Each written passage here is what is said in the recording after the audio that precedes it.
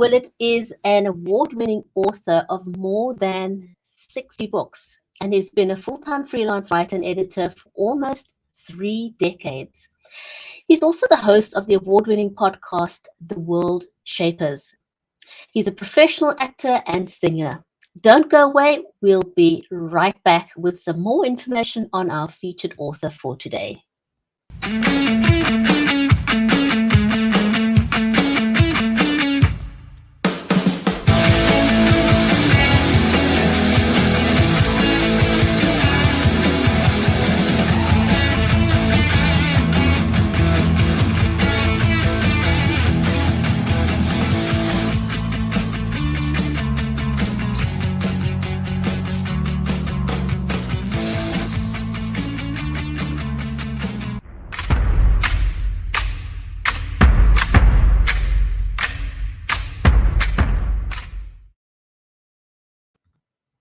If you're just joining us, then welcome to the Writers' Corner live show. I'm your host, Brigitte Limbanda from Cape Town in South Africa, and our stream is made possible by Creative Edge, StreamYard, and Beehive Media. A special warm welcome to you, our audience, because that is what the show is all about, introducing you to our favorite featured author for today, who is Edward Willett. And so whether you are joining us over on Facebook, on YouTube, on LinkedIn, on Twitter, or over on Amazon Live, a big shout out to Tish, who's joining us on Amazon Live over there. Nice to see you guys in the chat. Now, still a very, very huge part of author's life is having to appear online. And one of the things we do on the Writers' Corner live show as part of promoting all our authors is helping you also to see how you could level up on your online appearance, because it seems like either way, hybrid way of promoting your books is here to stay. And so one of the things that you can do to level up on your online appearance is to make sure that people can get a good visual. And one of those ways you can do it is to either, if you have the budget, not all authors do, is to invest in a DSLR camera. That takes a lot of money, but if you can't, a webcam works fantastic. And the one that we recommend on the show that both myself and my co-host uses is the Logitech Brio. Anything in the Logitech range is fantastic as a webcam, but we both use the Brio. It's got a trademarked right light and HDR technology, which means that you don't have to fuss too much about adjusting your light. Just make sure that it's front-facing light. Next to having a good visual, we also recommend that you invest in something for your audio, other than relying what's built into your computer or your phone, because a lot of people use a phone and nothing wrong with that. Personally, I use the Samsung stereo condenser microphone. It's got a solid die-cast construction, so it reduces noise vibrations and makes it ideal.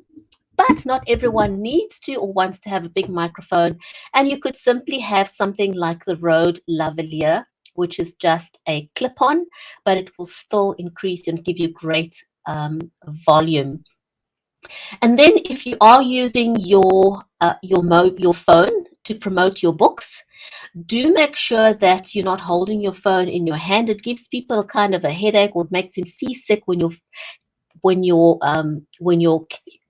phone is moving around in your hand. So you do want to use some sort of a stabilizer. If you're showing your books, you could use something like the DJI Osmo, which is a 3-axis smartphone gimbal. You could use something like that, or you could use the iographer on top of your tripod. And a quick hint as well, oftentimes you'll see that you've got those black lines on the side, and that is because your phone is in portrait, which is like that. What you want to do is turn your phone into landscape, because then you've got a bigger real estate and it allows people to see you and your book at the same time. And you'll see that a bit later in our show when our author shows us his book. And so, before we introduce our amazing featured author for today, let me first welcome my amazing co-host and friend, Mary Elizabeth Jackson. She is a special needs and disabilities advocate. Mary is also a ghostwriter and an award-winning author herself. And do check out her latest release, which is called Cheers from Heaven with Thornton Klein. It's a great book to add to your collection because it talks all about bullying. So do have a look at that. So let me welcome Mary. Mary, how are you today? I am wonderful. I am so excited about our author today. I'm doing really well. How are you doing?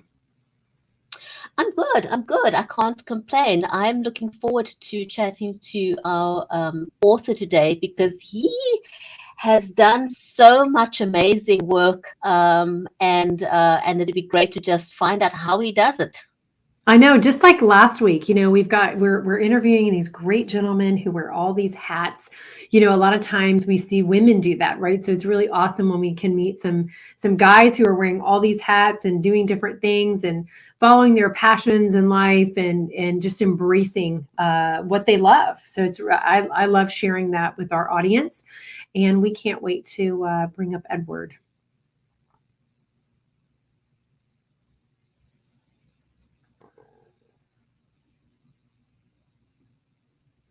So we are. Yeah, there we so go. There you are.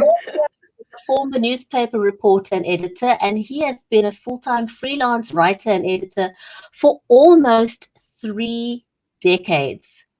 He is also, I know, it's a very, very long time. He is the award-winning author of more than 60 books of science fiction, fantasy, and non-fiction. We also want to find out about his award-winning podcast, The Worldshapers. Now, in addition to writing, he's also a professional actor and singer, and he lives in Saskatchewan, Canada, with his wife and Siberian cat, Shadowpaw. Nice. I know, Yes. very, very, very nice name. Let's invite him onto the screen, shall we?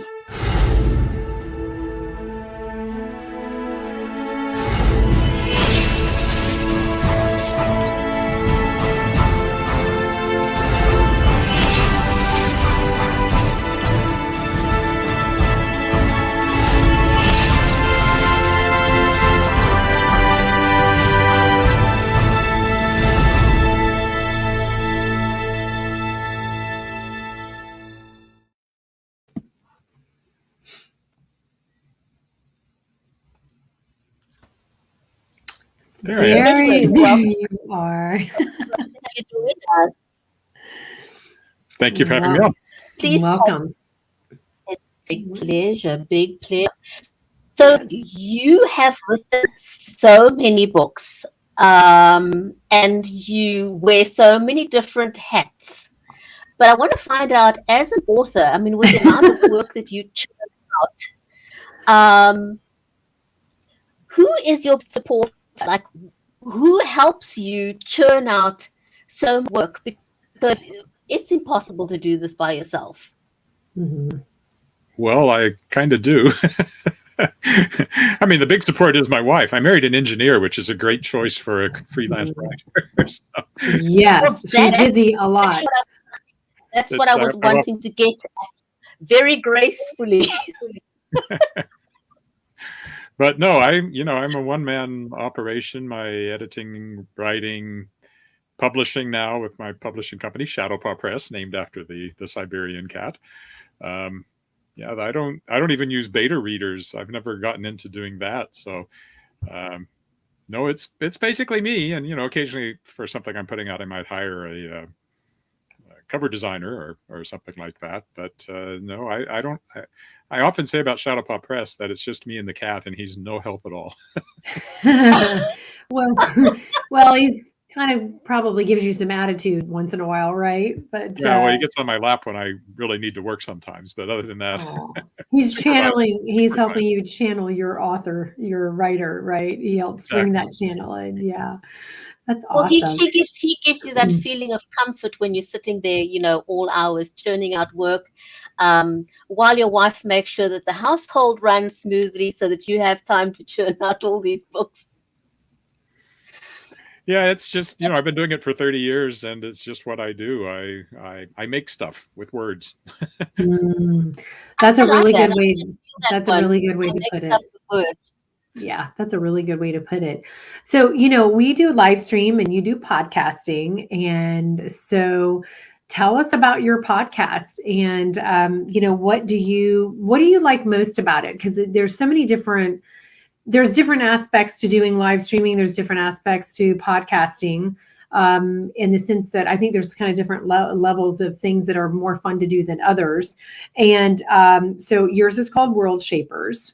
And, what do you like about it most? Well, it began because I've always enjoyed talking to other authors about the creative process. And so that's what I set out to do in the Worldshapers. I mean, it also tied in with the launch of my series at the time from Daw Books. The first book was called Worldshaper, and the series is called Worldshapers, and the podcast is called The Worldshapers. But I had a background, as a journalist, and I've hosted TV programs and I've hosted radio programs. So I was very familiar with interviewing people, and I just love talking to authors. And that's what I love about the podcast. Every 2 weeks, I do it. I talk to another author about how they do what I do and what we all do in creating science fiction and fantasy worlds and stories. And it's just fascinating to me to find out how this weird process works for everyone, from ideas, and it's all always follows kind of the same pathway. We talk about idea generation, planning, outlining, writing, revision, editing, publishing, whatever comes up, of course, along the way. And then at the end, I ask the questions that really interest me. Why do you write? Why does anybody write? And why write science fiction and fantasy in particular? And the answers are always interesting, and you get a lot of parallels with different writers, but you also get completely different approaches to writing, completely different thoughts on why they write. So it's fascinating week to week, every other week to every other week, I guess. Yeah. So where did your love for science fiction come from? I mean, what triggered that for you? I think it was my two older brothers. They read, or at least one of them for sure read, science fiction. The earliest, in fact, I might even have it on my desk. Do I still? Maybe not. The earliest science fiction novel I can remember reading was called Revolt on Alpha C, which was written by Robert Silverberg when he was 19. That was his first novel. Wow. And we had it around the house, and I remember reading that, and I just loved that stuff. And it obviously set in early, because the first short story I ever wrote, just for something to do on a rainy day with a friend, we decided we'd write short stories, because this was, of course, pre everything electronic, just about. And we didn't even get much television out where I lived. So we decided to write short stories, and mine was called Castor Glass Hypership Test Pilot. I was 11, so already I was thoroughly ensconced in the science fiction mindset. I finished mine. He never finished his. And I showed it to my grade 7 or 8 junior high English teacher, and he critiqued it. He took it seriously, and he said, "I don't understand why your aliens do this," and all that sort of thing. And I've always credited that with making me think, I'm going to keep doing this, but I'm going to get better every time I do it. And I actually acknowledged him, dedicated my novel The City Born, which came out a few years ago, to that teacher. I was able to find him and thank him and send him a copy of the book, which was kind of cool. Oh, isn't that amazing? When special. Yeah, it's so special when as a parent, with a child, having a teacher who really takes a vested interest in your child and really cares about your child, it makes all the difference in the world. And then don't we remember those teachers that really made a difference for us in school, who cared about us, who we felt like listened to us, or were very or concerned, or just paid extra attention, in the sense that they didn't just brush us off, and it's really important, isn't it, Edward? I had a few of those, and another big influence, and I do have this on my desk. When I was in high school, we had to have what was called a writing book. You had to write a page a day of something, and most people would copy stuff or whatever. But when I was 14 years old, I started writing It says algebra on the front of it. You can see there too. Wow. But this was my first novel, The Golden Wow. Sword, it was called. How old were you? Well, it says it started on September the 5th, 1973. So I would have just turned 14 that July. So I was 14 years old. Wow. And I wrote 3 novels in high school, and I found out that people could, and I shared them, which, is fairly brave. Once I learned to type, it was great, because then they could actually be read. And I even have those over here too. Like, I bound them up in these red folders, and this was the one I wrote the second year, I think. So when I was probably 15, Ship from the Unknown. And I shared them, and I found out that I could tell stories that people enjoyed. And so somewhere along in there, I was set not just on being a writer, but on being a science fiction and fantasy writer. But that's really cool. I know you could make a living at it, so that's why I went into journalism instead. Yeah, there's pretty the key, right? cool. Oh my goodness. Yeah. So I'm fascinated by the fact that you actually ran a Kickstarter for Shapers of the World Volume 2. Tell us a little bit about, running a Kickstarter and what is the benefit of doing that? Well, this is the one that's going on right now, and Shapers of Worlds Volume 3 Kickstarter is live right now. tinyurl.com/Shapers of Worlds 3 gets you there with the numeral 3. It grew out of the podcast, and because I'd started my publishing company in 2018, I had a couple of projects I wanted to publish immediately. One was a collection of short fiction of mine, and the other was my grandfather-in-law's First World War memoirs. So that's what kicked off Shadowpaw Press. And then that made me a member of Sask Books, which is the association of publishers here in Saskatchewan. I'm currently vice president, actually, now. And I was mostly republishing stuff of mine that had been orphaned by other publishers. That was kind of my first focus. But at the annual meeting in 2018, I guess, there was a presentation from another publisher who had done a Kickstarter and had kickstarted an anthology to the tune of $100,000. And I thought, I know some authors. So it took me a while. I did a lot of research, and it's a pretty steep learning curve to climb to run a Kickstarter. But I knew some other people who would run Kickstarters. There's a fellow DAW author. DAW Books is my New York publisher. Joshua Palmatier has a company called Zombies Need Brains. That's his publishing company. And he kickstarts anthologies all the time. So I talked to him. I talked to somebody I knew here in Saskatchewan who'd kickstarted a graphic novel. And I finally pulled the trigger, I guess, not the plug, pulled the trigger in 2020. Good year to start something. Yes. And in March 2020, everything exploded, right? my first Kickstarter. And what I did was I contacted the authors of, that's the second one you've got there. This was the first one, Shapers of Worlds. Okay. And you can see some of the authors there: John Scalzi, Shannon McGuire, Tanya Huff, big names, Ellie Modisett Jr., Joe Haldeman, David Brin, people like that had been my guests. And I reached out to all those first-year guests and said, would you be interested in being part of an anthology? And I got 9 original stories, 9 reprints. I ran the Kickstarter. It succeeded. I published the book through Shadowpaw Press. And I thought, well, that worked. So last year I did it again with the one you were holding up, Shapers of Worlds Volume 2, which is bigger, better, thicker. It's much thicker. Look at that. Oh, that is big. Yeah. Oh, wow. 24 stories in this one, and 18 original stories. So there's as many original stories in the second one as there were total stories in the first one, plus 6 reprints. And now I'm kickstarting Volume 3 with my third-year guests, and assuming that works, there'll be a Volume 4 next year. So it's become a series. And the Kickstarter is a lot of work.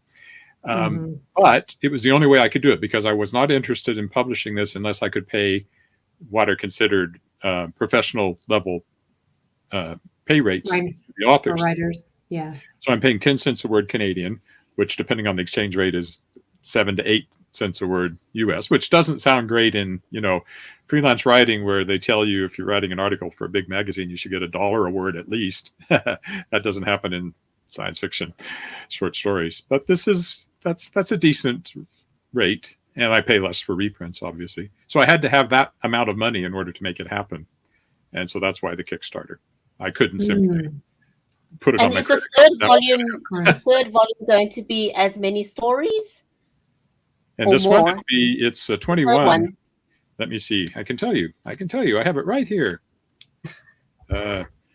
We've got fiction, new fiction from Griffin Barber, Gerald Brandt, Miles Cameron, Sebastian de Castell, Christy Cherish, David Evenbach, Mark Everglade, Frank J. Fleming, Violet Milan, Anna Mossacat, James Morrow, Jesse Owen, Kat Rambo, K.M. Rice, and some guy named Edward Willett.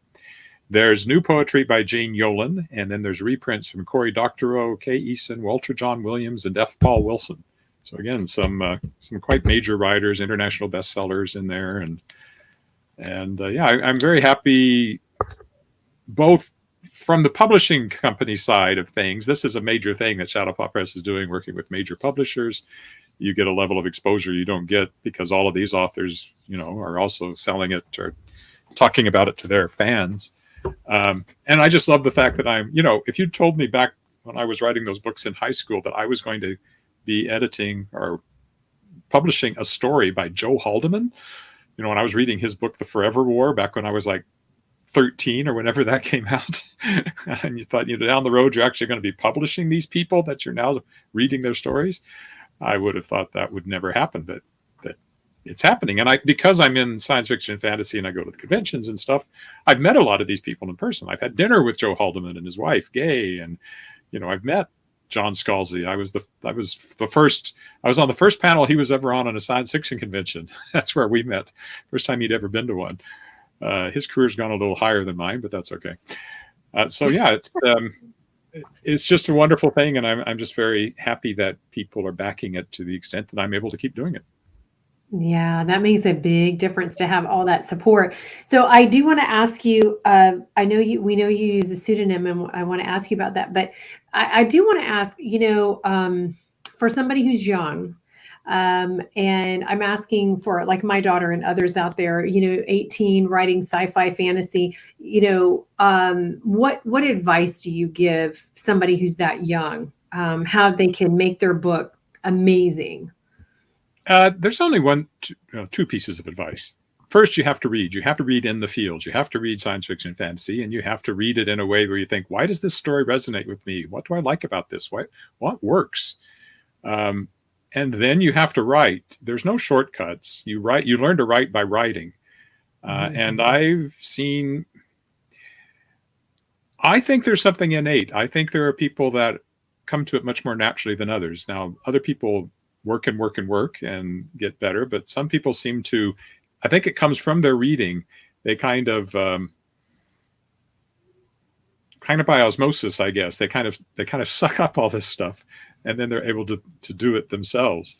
But it just comes, I've had a lot of books published, but I didn't have a novel published till I was 37 years old, and I started submitting professionally 15 years before that. So it was 15 years before I had a novel published. Now it's a different world now because, of course, you can self-publish. And there's good things about that for sure. I think there are some downsides, and one of those is that you don't go through that process of pushing harder and harder and harder to get better so that the next thing you send out gets accepted by somebody. Some things probably get rushed out into the world that might do better if there was more time spent on revision and critiquing and all that kind of thing. So it's hard for me to give advice on the publishing side these days because it's such a different world than the traditional publishing world that I started in. Even though I now do operate in that space, it's hard for me to tell people what they should do. For me, it always seems like I'm still stuck back in typing it up and putting it in a box and shipping it off. And if you're lucky, you hear back in a year. I don't miss that, but that's when I started. Yeah, it is a different world, isn't it? So Shapers of the World Volume 2 is the one that's currently out. Can you read us? Do you have the book there that you could read us a favorite section or something from there? Maybe one of your stories? Well, I can't read the whole story, but I'll read a little bit from it. Yes. Well, this story is called Tibbles Tale, and it's a prequel to my novel that comes out this fall from Daw Books, which is called The Tangled Stars, which is a far future science fiction adventure, humorous space opera. And so there's three main characters. There's Lisa Gray. Cooper Douglas is kind of the main character. It's first person. He's the viewpoint character. And then there's a cat, a cybernetically enhanced cat who has a very powerful artificial intelligence built into its brain. And this is where Cooper Douglas meets the cat. They're trying to rescue the cat because he's going to be used as a walking bomb to blow up the lunar parliament. So there you go. And so this is where he meets him. So they're in an underground lunar secret laboratory, basically. In one of those rooms, I found Tybalt. His cage took up half the room. It included a feeding unit, a self-cleaning litter box, and a complicated array of padded shelves at various heights. A large black cat with yellow eyes. Okay, he's basically my cat, Shadowpaw. Larger than average, it seemed to me, though admittedly I hadn't seen a lot of cats up close. He sat in the middle of the cage floor, his tail curled neatly around his front paws, watching me as I entered. "Are you an oppressor?" he said. I admit it, I jumped. Lisa had told me Tybalt could talk, although he didn't use his feline vocal apparatus. The voice was generated by an implanted speaker in his chest. It sounded vaguely British, the voice of a young man, although Lisa had also told me he could generate any voice he wanted of any gender or accurately copy any voice he heard. I closed the door behind me. I don't think so. The cat's eyes tracked me as I walked over to the cage. "You are not one of my revolutionary brethren," he said.